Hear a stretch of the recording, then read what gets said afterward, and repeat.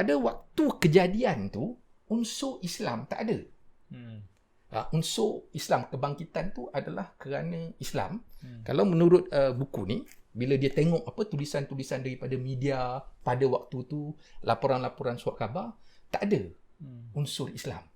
Tetapi kemudian pada tahun 80-an pula, bila orang mentafsirkan semula sejarah peristiwa Tok Janggut tadi, dia dah masukkan satu lagi unsur, iaitu unsur Islam. Walaupun pada waktu mula-mula tu dia tak ada unsur Islam. Anda sedang mendengar siaran Teh Tarik Podcast dibawa oleh kawahbuku.com.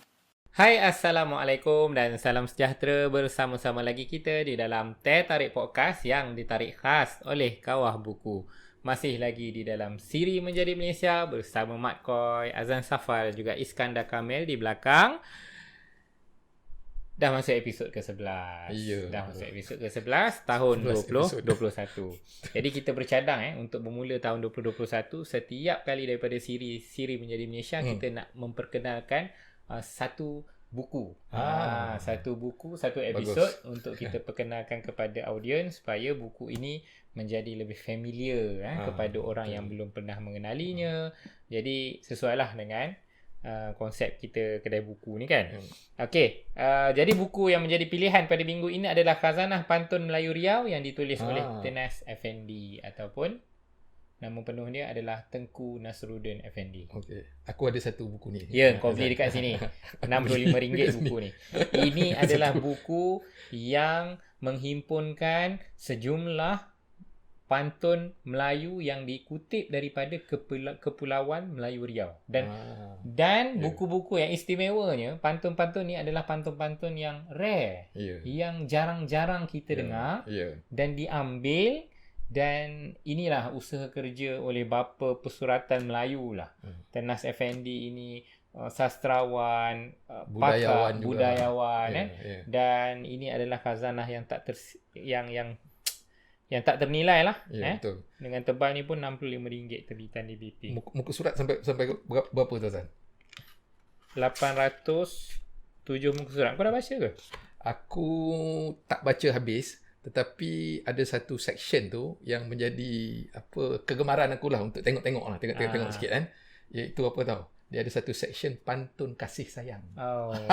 Itu. Tapi pantun kasih sayang dia tu memang kalau siapa-siapa yang tengah bercinta ke, tengah berkasih-kasihan ke, kalau tengok dia punya dan baca dia punya pantun tu, menusuk jiwa. Betapa cantik dan indahnya bahasa yang digunakan. Jadi boleh dapatkan buku ni di Kawah Buku. Kan? Okey, ini adalah buku untuk minggu ini. Kita balik kepada perbincangan asal kita.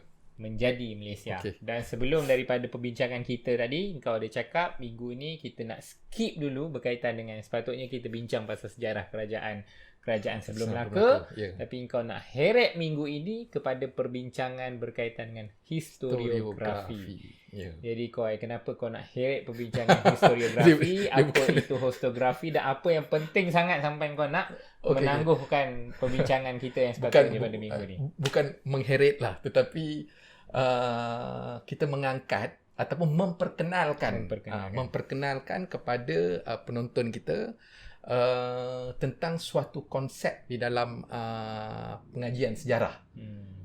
Konsep ni adalah konsep yang dinamakan historiografi ataupun pensejarahan. Dalam bahasa Inggerisnya historiografi, dalam bahasa kebangsaan kita pensejarahan. Jadi persoalannya, apa itu pensejarahan? Okey. Apa itu pensejarahan? Daripada bacaan-bacaan yang aku buat, pensejarahan tu secara mudah adalah sejarah kepada sejarah. Dia bukan hanya sejarah, tetapi sejarah kepada sejarah pun ada sejarahnya. Itu nampak macam berlapis-lapis dan complicated lah.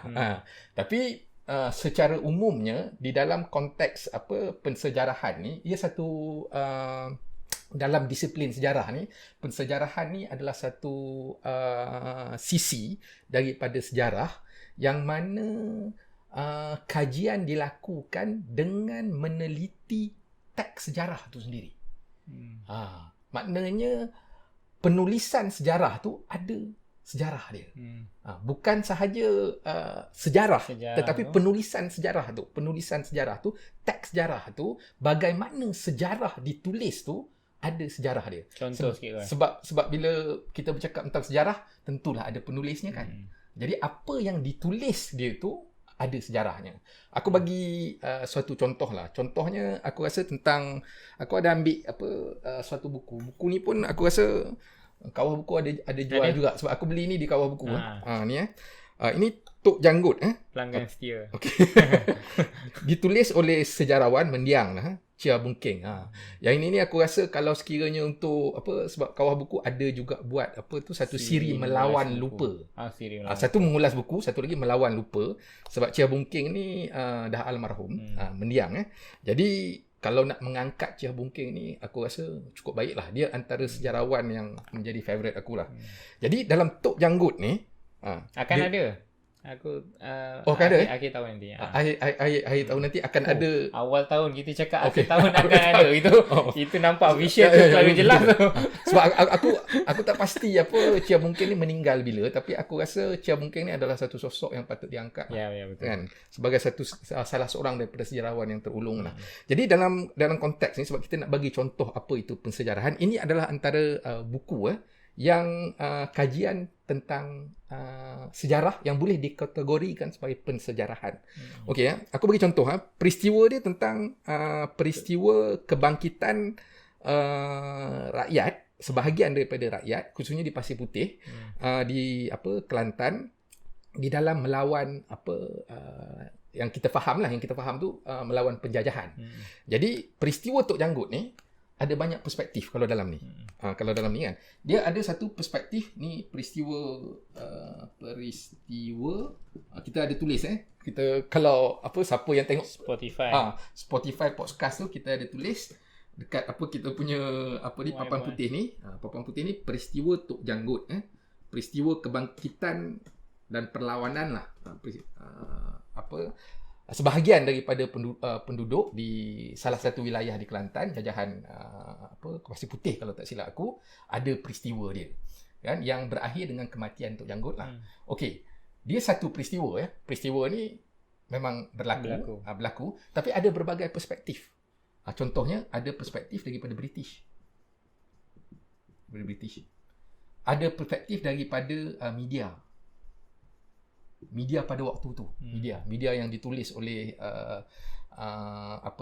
British juga, dan juga media yang ditulis oleh syarikat penerbitan tempatan ada dalam media.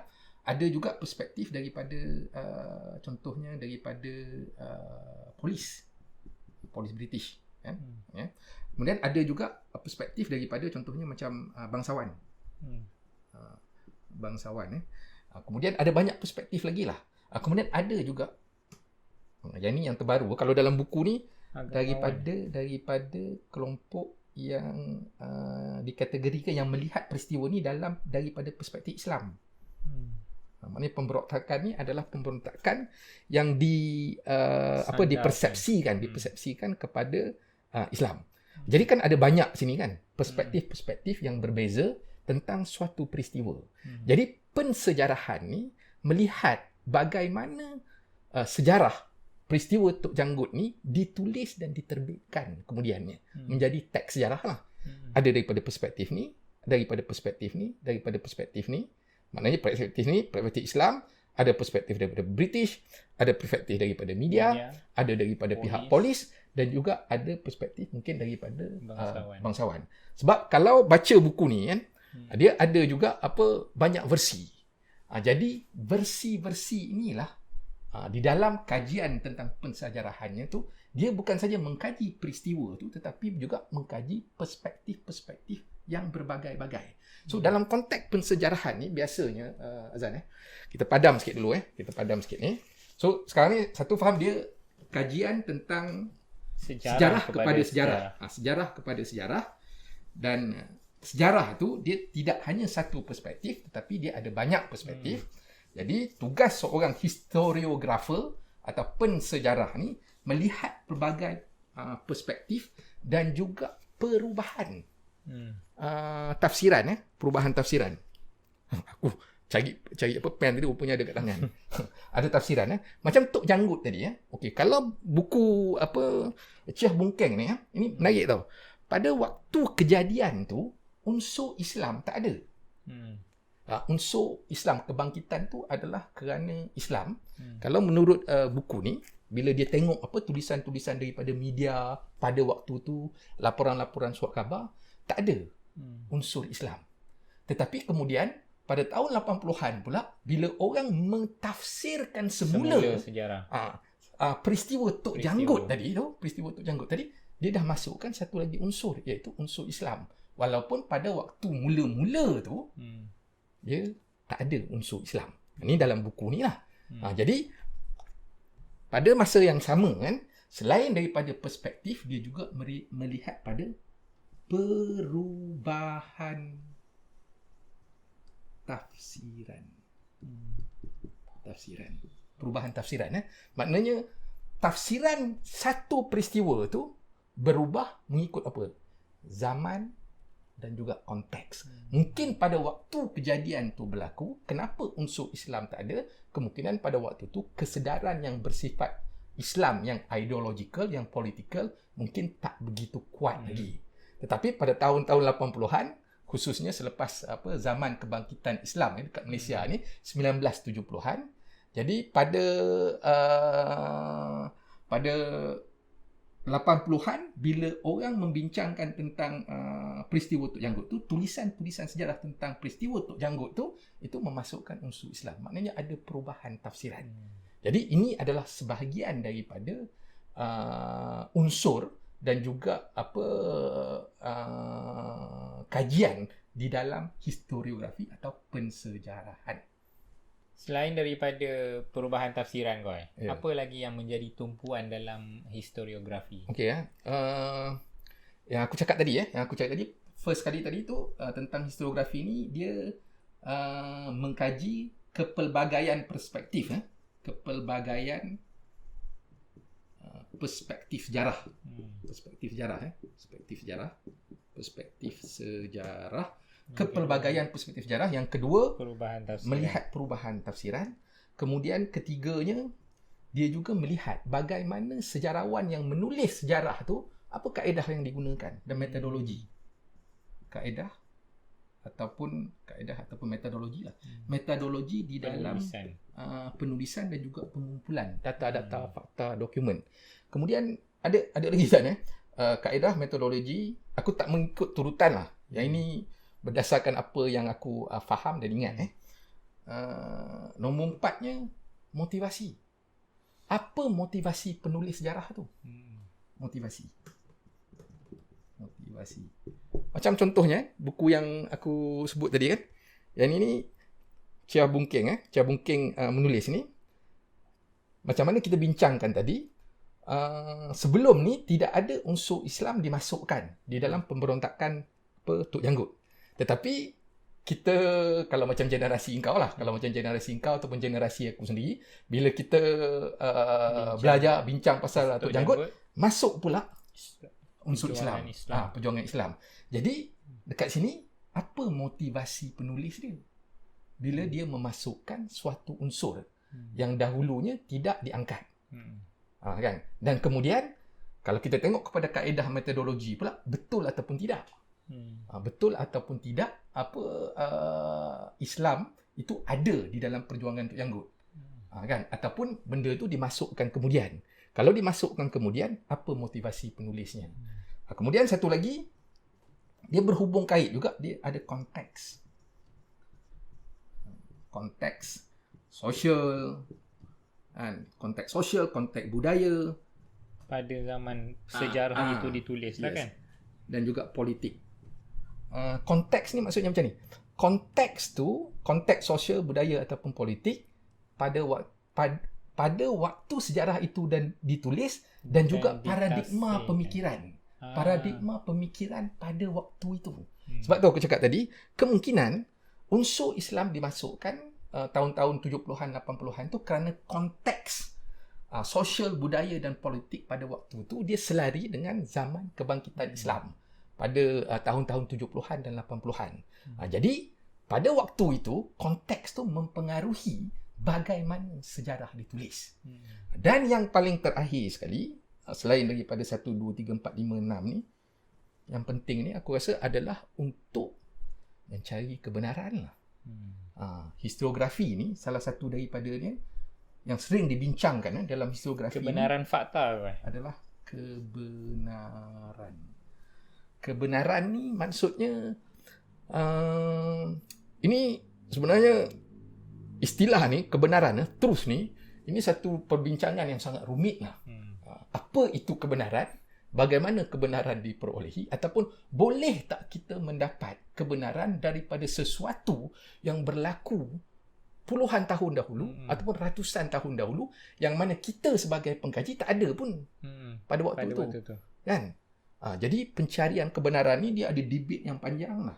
Jadi salah satu daripada kenapa terdapatnya satu sisi di dalam sejarah, iaitu kajian tentang sejarah kepada sejarah atau pensejarahan ni adalah untuk memastikan validiti ataupun keabsahan, kesahihan sesuatu ajuan, hipotesis ataupun pandangan ataupun tafsiran sejarah itu sendiri. Kan? Jadi inilah kenapa pensejarahan ini menjadi sebahagian daripada ilmu penting lah dan menjadi cabang yang cukup mustahak untuk sesiapa yang nak belajar sejarah. Sebab bila kita terima saja sesuatu buku sejarah tu, tambah macam sekarang Azan, sekarang ni banyak orang menulis sejarah kan, dekat internet, dekat YouTube macam kita lah. Kita ni kira program kita ni adalah program yang ada unsur sejarah yang kuat lah menjadi Malaysia kan. Jadi pada masa yang sama kita juga mahu audiens ataupun penonton ataupun pembaca ataupun pendengar kita punya program ni juga mempunyai sifat yang kritis terhadap apa yang kita bentangkan. Jadi kalau dia orang tengok, kalau dia orang tahu kan, at least kurang-kurangnya dengan kita memperkenalkan pensejarahan ni, dia boleh melihat kita punya pembentangan ataupun pembacaan dia tentang sejarah dengan lebih kritis lagi. Maknanya bukan duk ingat kalau orang cerita sejarah ni berkaitan dengan fakta je. Apa yang tidak. Keluar daripada mulut tu fakta. Oh, itulah sejarah. Sebenarnya tak. Sebenarnya ilmu sejarah itu dia terlalu banyak cabangnya dan terlalu banyak perspektif lain yang kita kena lihat untuk melihat sejarah itu sebenarnya adalah sejarah, kebenarannya, fakta, kebenaran terhadap fakta-faktanya dia sangat luas. Dia sangat luas. Dia bukan hanya sekadar macam tu je. Kan? Dia fakta ni ada satu keperluan lah.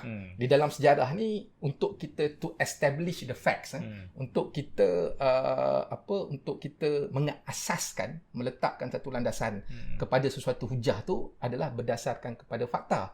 Tetapi fakta-fakta yang kita kumpulkan ni itu dia ada tafsiran dia. Bila kita nak kaitkan antara satu fakta dengan satu fakta dengan satu fakta dengan satu fakta yang lain, itu memerlukan tafsiran. Dan tafsiran ni pelbagai-bagai dan pada masa yang sama dia mempunyai kaedah-kaedah dia dan tertakluk juga pada motivasi penulis, konteks dan paradigma berfikir pada waktu dan zaman itu.